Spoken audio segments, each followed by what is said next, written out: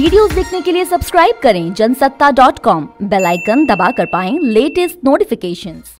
नमस्कार, स्वागत है आपका जनसत्ता में और मैं हूं कुमार संभव जैन।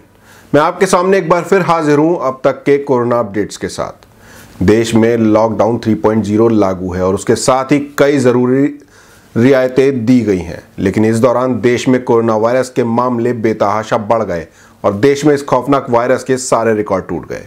पिछले 24 घंटे के दौरान देश में 3,900 लोग इन्फेक्टेड हुए, जबकि 195 लोगों की मौत हो गई।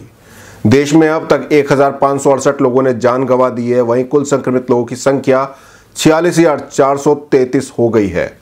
हेल्थ मिनिस्ट्री के संयुक्त सचिव लव अग्रवाल ने बताया कि पिछले 24 घंटे के दौरान 1,020 लोग ठीक हुए हैं। इसके साथ ही ठीक होने वाले कुल मरीजों की संख्या 12,726 हो गई है। अगर हम पिछले 24 घंटे में देखें तो पाते हैं कि 1020 पेशेंट्स क्योर हो चुके हैं, जिससे हमारी टोटल क्योर लोगों की संख्या बढ़कर अब 12,726 हो गई है, जिसके कारण हमारा टोटल रिकवरी रेट बढ़कर अभी 27.41 हो चुका है। Total 32,138 cases active medical supervision में हैं। पिछले 24 घंटे में 3,900 एडिशनल केसेस कंफर्म नोट किए गए हैं, जिसके कारण हमारी कुल कंफर्म केसेस की संख्या अब बढ़कर 46,433 हो चुकी है।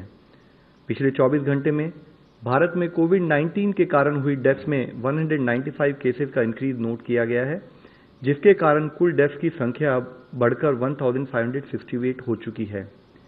पिछले 24 घंटे में हमने कंफर्म केसेस और डेथ्स की संख्या में अब तक का हाईएस्ट इंक्रीज नोट किया है।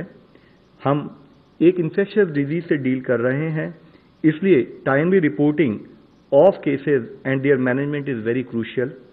कुछ राज्यों में यह गैप नोट किया गया था, जिसे आफ्टर ड्यू परसुएशन अब एड्रेस किया जा रहा है। स्टेट्स के लेवल पर यह जरूरी है कि based on cases reported, contact tracing, active case search और क्लिनिकल मैनेजमेंट ऑफ केसेस को इफेक्टिवली इंप्लीमेंट किया जाए। कोरोना से 195 लोगों की मौत 24 घंटे में सबसे ज्यादा मौत का रिकॉर्ड है, लेकिन सरकार इसकी वजह बीमारी की भयावहता नहीं मान रही है। उनका कहना है कि कुछ राज्य सही तरीके से जानकारी नहीं दे रहे थे। इस समस्या को दूर कर दिया गया है, जिसके चलते यह आंकड़ा अचानक से बढ़ गया है। बता दें कि लव अग्रवाल का सीधा इशारा पश्चिम बंगाल की तरफ था, लेकिन उन्होंने स्पष्ट तौर पर कुछ भी नहीं कहा। उन्होंने बंगाल का नाम तक नहीं लिया। प्रेस कॉन्फ्रेंस में एक पत्रकार ने पश्चिम बंगाल का नाम लेकर सवाल पूछा तो संयुक्त सचिव बोले कि हमने समन्वय करके ये समस्या दूर कर ली है। अब राज्य की ओर से सही आंकड़े आए हैं। जहां हम सब लोग कोविड से लड़ने के लिए सभी तरह के एफर्ट्स कर रहे हैं, यह भी जरूरत है कि नॉन कोविड हेल्थ सर्विसेज भी नागरिकों को मिलती रहें। हमने delivery of non essential health services के बारे में ऑलरेडी 14 अप्रैल को गाइडलाइंस जारी की थी। हमें इंश्योर करना है कि गवर्नमेंट और प्राइवेट नॉन कोविड फैसिलिटीज में जिस जोन में वह जिला पड़ता है, उसके अनुसार सारी सर्विसेज प्रोवाइड की जाएं। Immunisation, maternal and child health services, services for critical ill patient जैसे कि डायलिसिस, कैंसर, डायबिटीज, टीबी और ब्लड डोनेशन जैसी सर्विसेज सुचारू रूप से चलती रहें। यह सीजन वेक्टर बॉर्न डिजीजेज जैसे डेंगू, चिकनगुनिया और अन्य बीमारियों के लिए भी कार्य करने का सीजन है। जरूरत है कि फील्ड फंक्शनरीज इन कार्यों को सुचारू रूप से करते हुए अपनी सर्विसेज रूरल और अर्बन एरियाज में सुचारू रूप से प्रोवाइड करते रहें। वहीं गृह मंत्रालय की प्रवक्ता पुण्य सलीला श्रीवास्तव ने बताया कि लॉकडाउन में मिली छूट को लेकर गृह मंत्रालय ने नई गाइडलाइंस जारी कर दी हैं। इन गाइडलाइंस में कई बदलाव किए गए हैं। इसके तहत अब किसी भी दुकान पर 5 से ज्यादा लोगों को खड़ा नहीं होने दिया जाएगा। ये दुकानदार को सुनिश्चित करना होगा। ऐसा न होने पर दुकानदार के खिलाफ कार्यवाही भी हो सकती है, तो आपको ध्यान रखने की जरूरत है। उन्होंने बताया कि विदेश में फंसे भारतीयों को लाने के फैसले को सरकार ने मंजूरी दे दी है। उनकी वापसी हवाई जहाज और नौसेना के जहाजों से कराई जाएगी। इसके लिए पैसे लिए जाएंगे। 7 मई से ये सेवा शुरू होगी और इस बारे में पूरी प्रक्रिया भी बताई जाएगी। Just before the lockdown, for work and need to get back. So a comprehensive plan has been drawn up to address the particular issue of those of our citizens who find themselves distressed and have been stranded in foreign countries. Let me just give you an indication of the number of flights that we are planning to mount during the first week of the resumption or the commencement of this operation. And I mean the period between May 7 to May 13th. We have worked out those details, and these involve 10 flights from the UAE, 2 flights from Qatar, 5 flights from Saudi Arabia, 7 flights from the United Kingdom, 5 flights from Singapore, 7 flights from the United States, 5 flights from Philippines, 7 flights from Bangladesh, 2 flights from Bahrain, 7 flights from Malaysia, 5 flights from Kuwait, and 2 flights from Oman.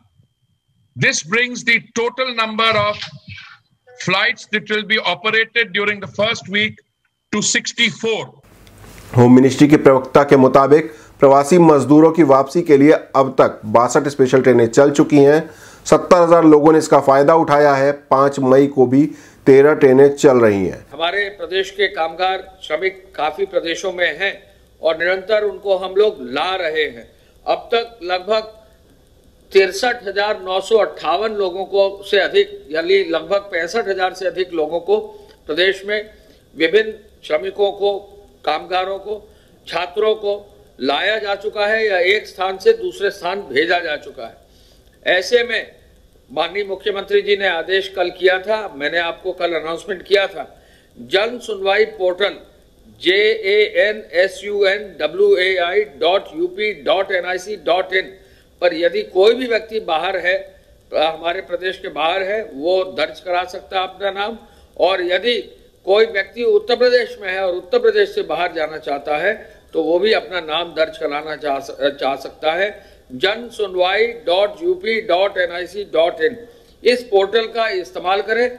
कल से आज तक में काफी संख्या में लोगों ने पोर्टल पर जो है अपना नाम दर्ज कराया है। इस बीच एम्स के डायरेक्टर रणदीप गुलेरिया ने बताया कि देश में कोविड-19 का ग्राफ अब तक अपेक्षाकृत फ्लैट है, लेकिन समान रफ्तार से लगातार मामलों में वृद्धि चिंता की बात है।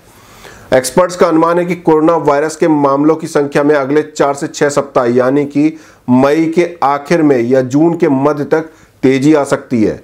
ऐसे में हमें और चौकस रहने व हॉटस्पॉट में मामलों की संख्या घटाने की जरूरत है। उन्होंने ये भी कहा कि देश में सर्दियों के दौरान एक बार फिर कोविड-19 के मामले बढ़ सकते हैं, लेकिन ये वक्त ही बताएगा। तो ऐसे में सर्दियों में अलर्ट रहने की जरूरत है। इस बीच केंद्र सरकार ने लॉकडाउन के बाद मेट्रो और बसों में सफर के लिए गाइडलाइंस तैयार की। दरअसल अब पहले की तरह खचाखच भरी मेट्रो में सफर नहीं होगा और न ही भीड़ भरी बसों में यात्रा करनी होगी। सरकार की ओर से साझा की गई गाइडलाइंस के मुताबिक कोरोना के संकट से निपटने के लिए पब्लिक ट्रांसपोर्ट में सोशल डिस्टेंसिंग का पूरी तरह से पालन करना होगा। इसके अलावा ऑफिस टाइमिंग्स में भी बदलाव किए जा सकते हैं, जिससे एक ही समय पर पब्लिक ट्रांसपोर्ट में बड़े पैमाने पर लोगों की मौजूदगी ना हो। सरकार की ये प्लानिंग है। उधर उत्तर प्रदेश के गाजियाबाद में लॉकडाउन की गाइडलाइंस 31 मई तक के लिए बढ़ा दी गई हैं। इसके साथ ही कोरोना वायरस और ईद के चलते धारा 144 भी लागू कर दी गई है। गाजियाबाद के डीएम अजय शंकर पांडे ने इस संबंध में आदेश जारी किए हैं। इन आदेश के मुताबिक सार्वजनिक स्थानों पर थूकना दंडनीय अपराध होगा और फाइन भी वसूला जाएगा। सार्वजनिक जगहों पर बिना फेस कवर और मास्क के जाना दंडनीय अपराध होगा। सभी धार्मिक स्थल बंद रहेंगे। इसके अलावा सार्वजनिक स्थानों पर भीड़ न लगाने के भी आदेश दिए गए हैं।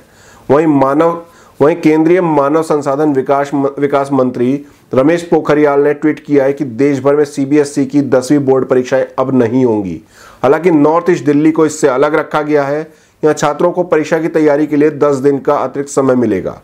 कोरोना संक्रमण को देखते हुए बोर्ड ने मार्च में परीक्षाएं स्थगित कर दी थी।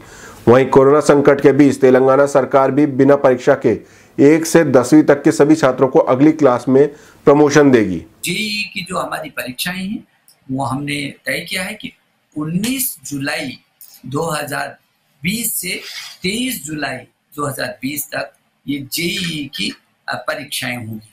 तो जेईई की जो परीक्षाएं होंगी वो जेईई की परीक्षाएं हैं, और जेईई की परीक्षाएं जो आपसे चर्चा की, आप 18 से लेकर के और 23 तक पूरी तैयारी आप कर रहे होंगे।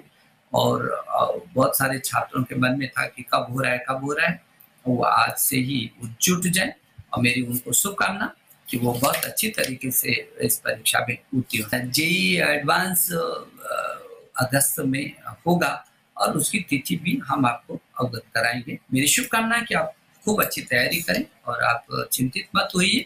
16,84,000 छात्र इस समय नीट की परीक्षा में बैठ रहे हैं और इन 16-17 लाख छात्रों को मेरी शुभकामनाएं हैं। और हम लोगों ने तय किया है अभी स्वास्थ्य मंत्रालय के साथ बैठकर कि आपकी 26 जुलाई 20 को नीट की परीक्षा हो जाए। फिर दोबारा कह रहा हूँ क्योंकि लगभग 16-17 लाख छात्रों ने ये फॉर्म भरे हैं और वो लाखों छात्र जो 26 जुलाई को नीट की जो परीक्षा होगी उसके लिए मैं आपको शुभकामना दे रहा हूँ। अब हम पूरी दुनिया में कोरोना वायरस के हालात से रूबरू होते हैं।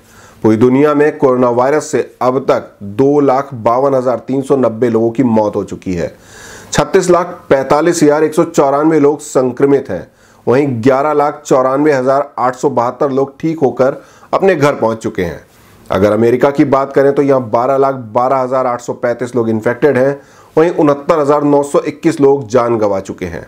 स्पेन में 2,48,301 लोग कोरोना वायरस की चपेट में हैं। यहाँ 25,428 लोगों की मौत हुई है।